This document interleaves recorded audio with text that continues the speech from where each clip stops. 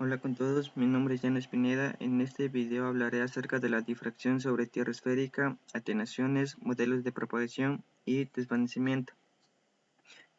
Comenzando con la difracción sobre tierra esférica, esta modalidad de propagación se produce cuando el rayo discurre por encima de un terreno liso o muy poco ondulado, ya sea en llanuras, en el mar, lago, etc., con despejamiento insuficiente o incluso alguna obstrucción por la curvatura de la Tierra.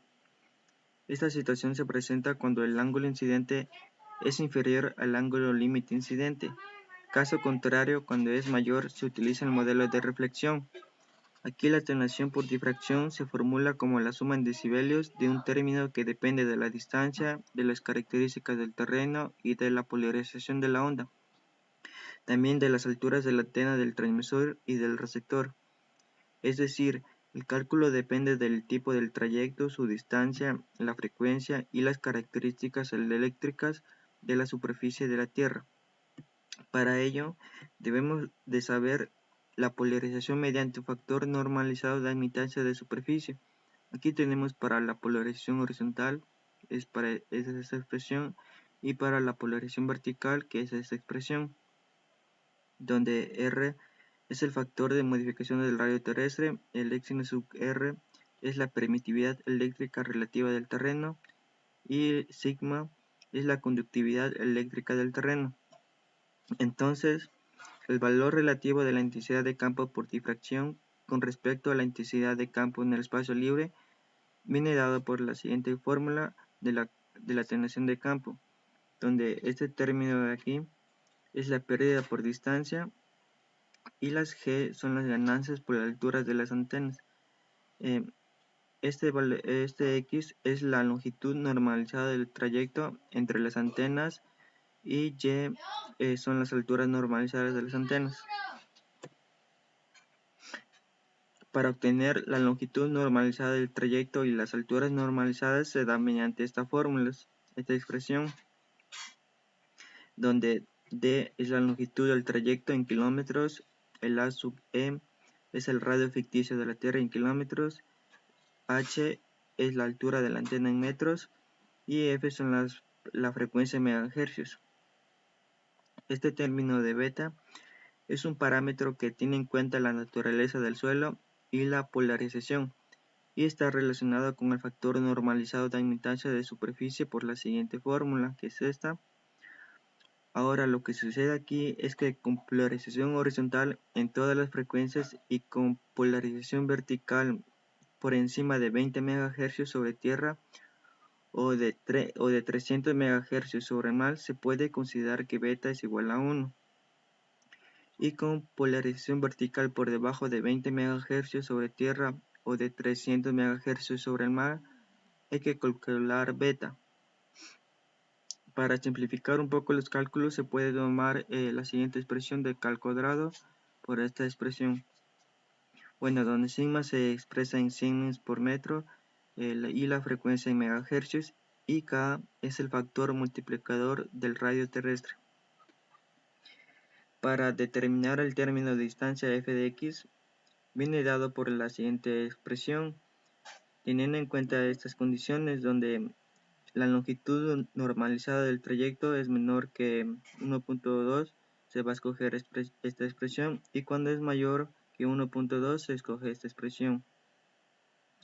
Y para determinar el término de ganancia de la altura de la llena G de Y, se va a tomar en cuenta estas expresiones, igualmente tomando en cuenta las condiciones. Cuando la altura normalizada es mayor que 2, esto toma esta expresión, y cuando la altura normalizada es menor que 2, el valor de la ganancia de la altura de la antena va a estar en función del valor de K. En el caso de trayectos con visibilidad directa, con difracción sobre la Tierra esférica, se puede utilizar una interpolación lineal entre el límite de la difracción, que es el punto, es decir, es el punto en el que está libre de obstáculos el 60% del radio de la primera zona de Fresnel, donde la atenuación correspondiente al espacio libre es 0.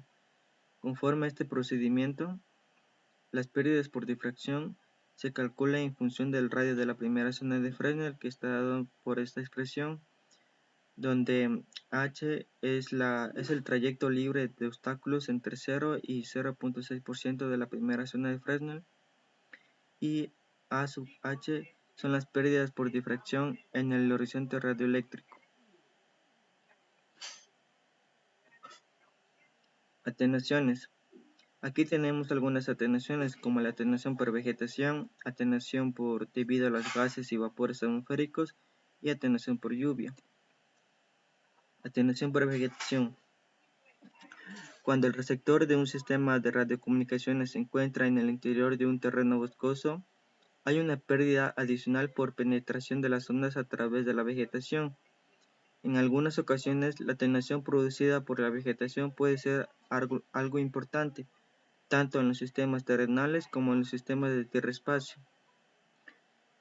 Podemos obtener la atenuación por vegetación mediante la siguiente fórmula, donde d es la longitud del trayecto dentro de la vegetación.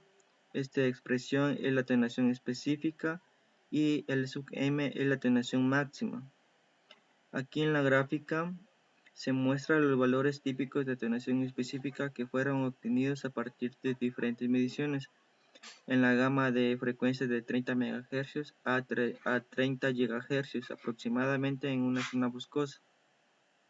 Como se muestra, por debajo de 1 GHz, las señales polarizadas verticalmente tienen tendencia a experimentar una atenuación superior a la que experimentan las polarizadas horizontalmente. Atenuación por gases y vapores atmosféricos. Para trayectos troposféricos, las moléculas de oxígeno y vapor de agua absorben energía electromagnética, produciendo una atenuación que puede ser muy elevada en ciertas frecuencias.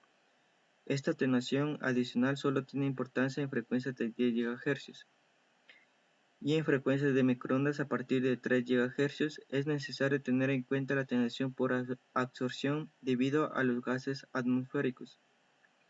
El vapor de agua tiene un pico de absorción de 22 GHz. En 22 GHz, el oxígeno tiene un gran número de líneas de absorción alrededor de 60 GHz, entre 57 y 66 GHz.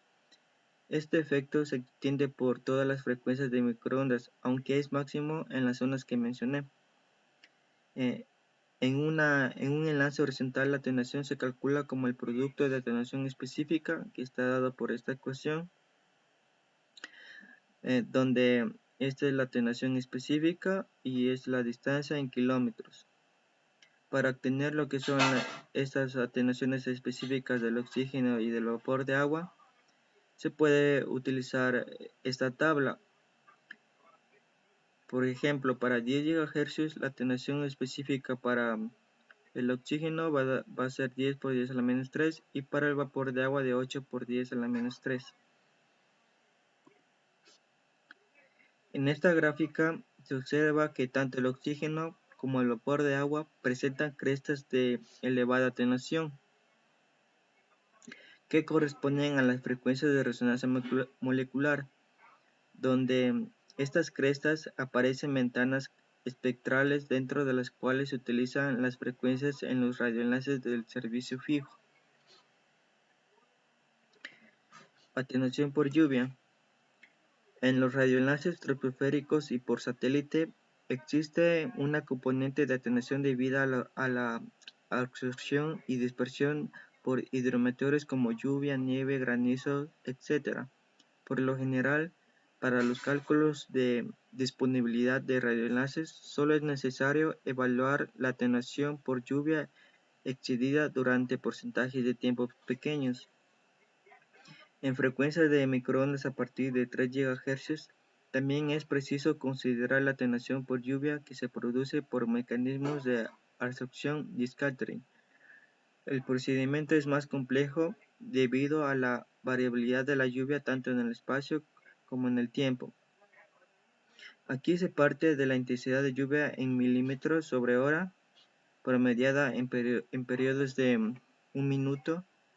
Se necesita el dato de la intensidad superada al 0.01% del tiempo en la localidad o zona geográfica donde está situado el enlace. Para calcular la atenuación por lluvia es mediante esta fórmula, donde esta expresión de aquí es la atenuación específica en decibelios sobre kilómetros para la intensidad de lluvia en milímetros sobre hora, y P es el porcentaje de tiempo.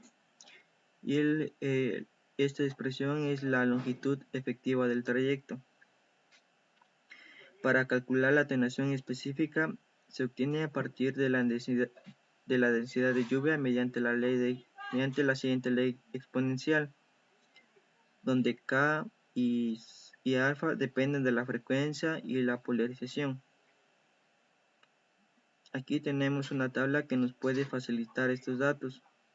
Por ejemplo, para una frecuencia de 1 GHz, el valor de K puede tomar ese valor y el valor de alfa puede tomar este valor. Eso para la polarización horizontal y este para polarización vertical.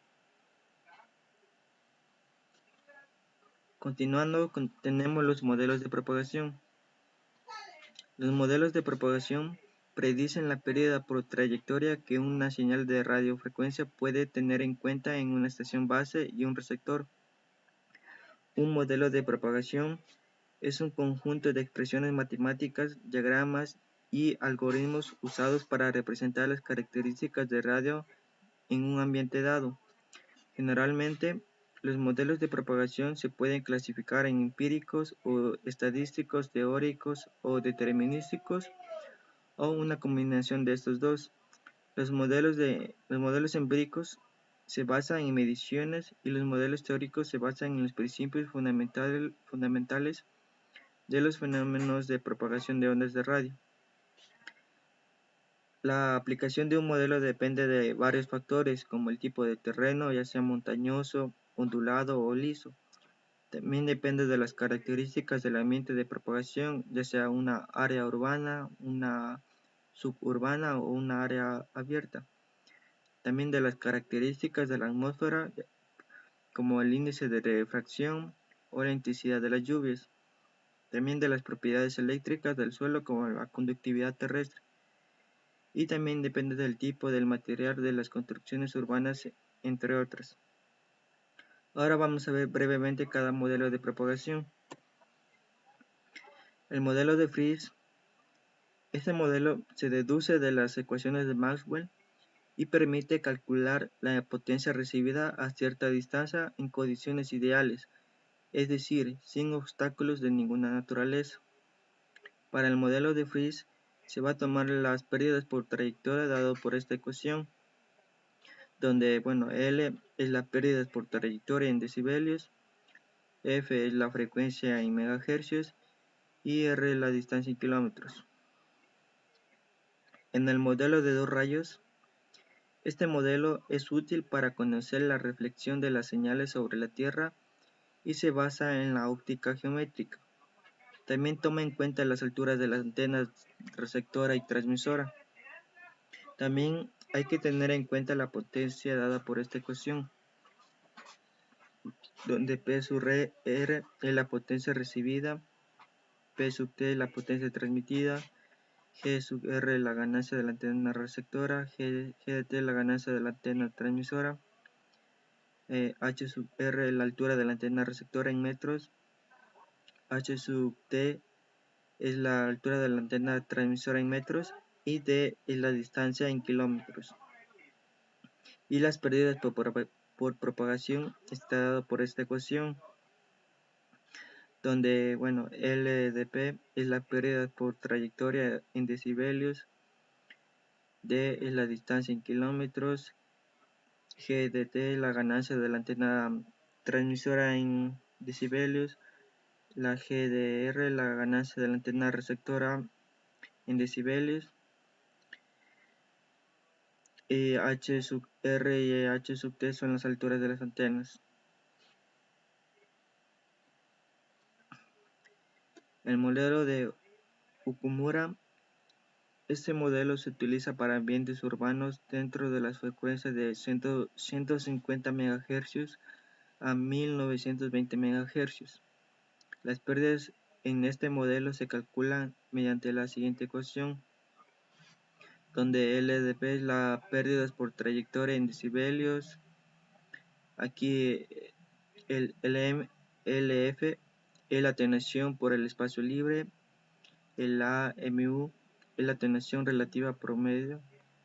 Y estas son las ganancias de las antenas del transmisor y del receptor. Y G, este G de área, es la ganancia debida al tipo de ambiente. Aquí Okumura encontró que la ganancia de la altura de la antena del transmisor tiene una variación de pérdidas de 20 decibelios sobre década, y para la ganancia de la altura de la antena receptora tiene una variación de 10 decibelios sobre década. Para ello se debe considerar estas condiciones. En el modelo de Okumura-Hata, este modelo se basa en los datos de pérdidas por propagación de Okumura y es válido en las frecuencias de 150 MHz a 1500 MHz. La altura de la antena transmisora debe estar en el rango entre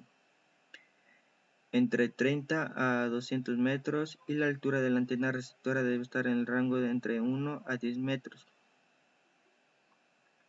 La ecuación de pérdidas es mediante esta fórmula, donde F de C es la frecuencia de la portadora en megahercios, H sub T, H de T es la altura de la antena transmisora en metros para un rango de 30 a 300 metros, HRM es la altura de la antena receptora en el rango de 1 a 10 metros. Y toda esta expresión de aquí es el factor de corrección por la altura efectiva del móvil, que es en función del tipo del área de servicio. Y D es la distancia entre el transmisor y el receptor en kilómetros.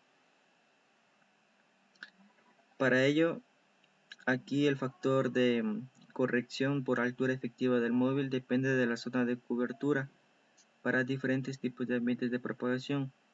Aquí tenemos para ciudades pequeñas y medianas que se va a tomar este valor. Para un ambiente suburbano se va a tomar esta expresión. Para áreas rurales se toma esta expresión. Y para grandes ciudades se va a tomar lo que es esta expresión. Modelo de Walfish-Bertoni. Este modelo se utiliza los modelos de difracción y se logra obtener la potencia media que llega al móvil cuando se encuentra a nivel del suelo.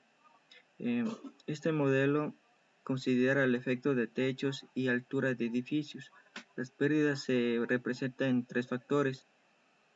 Aquí tenemos las pérdidas por trayectoria, que es representada como S, donde P sub 0 son las pérdidas del espacio libre por antenas isotrópicas,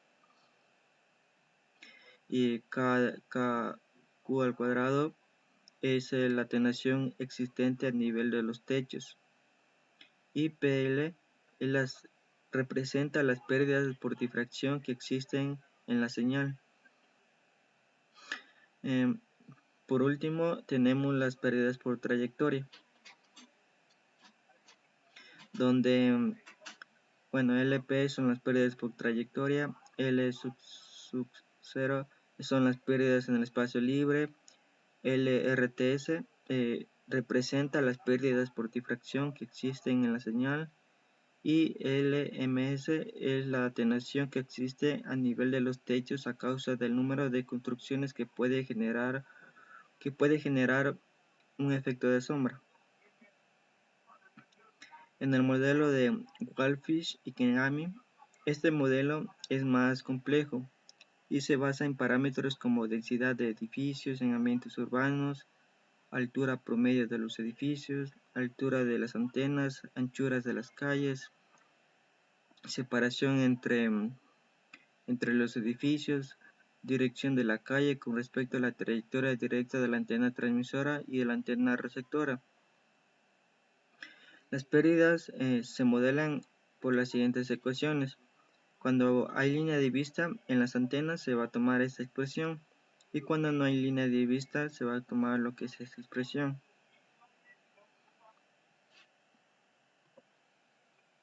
Por último, hablaré del desvanecimiento. Cuando el nivel de la señal, cuantificado en términos de densidad de campo o de potencia recibida, en muchos casos no es estable, sino que varía en el tiempo o en el espacio. Esta variación se denomina desvanecimiento. Si provoca caídas de la señal por debajo de su nivel normal. Las causas por las que se producen estas variaciones son diferentes en los enlaces fijos y en los enlaces de sistemas zonales, ya sea de móviles y de radiodifusión. Las causas de desvanecimiento tienen que ver con los fenómenos de propagación, como son la variación del despejamiento o la atenuación por lluvia. Entonces, se conoce como desvanecimiento a toda disminución de la potencia recibida de la señal con relación a su valor nominal.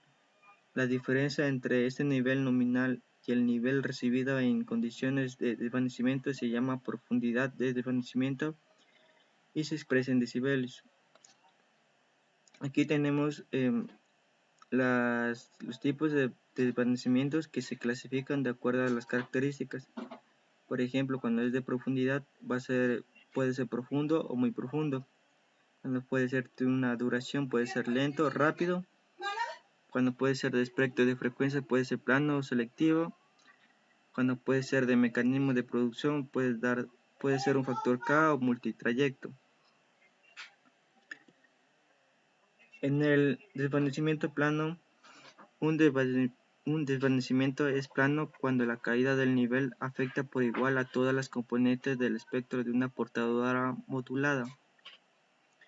En el desvanecimiento selectivo, producen distorsión en el espectro de la señal modulada al afectar de modo diferente a unas frecuencias y a otras.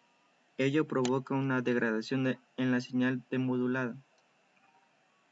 Se llama desvanecimiento de potencia o de factor K a los producidos por variaciones del índice de refracción troposférico, que al aumentar la curvatura de la Tierra, reducen el margen libre de obstáculos, pudiendo incluso llegar a convertir un trayecto con visibilidad directa en otros obstruidos.